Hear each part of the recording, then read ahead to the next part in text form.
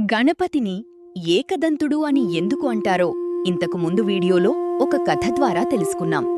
కాని దాని వెనక మరో ఆసక్తికరమైన కథ కూడా ఉంది. ఒకరోజు పరశురాముడు శివుడిని దర్శించుకోడానికి కైలాసానికి వచ్చాడు.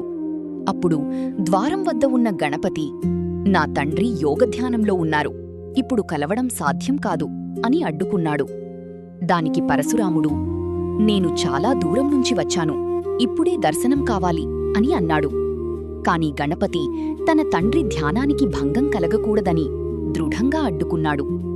ఈ మాటలు విన్న పరశురాముడికి చాలా కోపం వచ్చింది.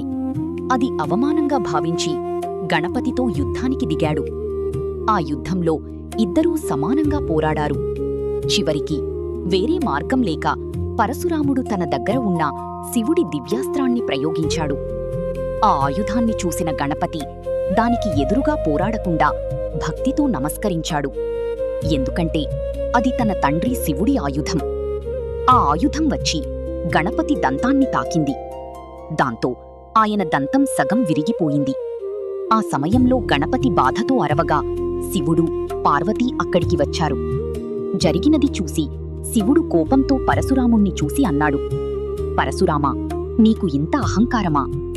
అది విన్న పరశురాముడు తన తప్పు గ్రహించి శివపార్వతుల వద్ద క్షమాపణ కోరారు.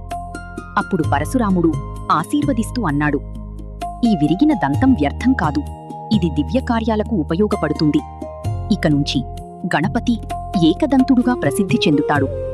అందుకే గణపతిని ఏకదంతుడు అంటారు." ఇలాంటి మరిన్ని కథల కోసం సనాతనవాణి ఛానల్ను సబ్స్క్రైబ్ చెయ్యండి.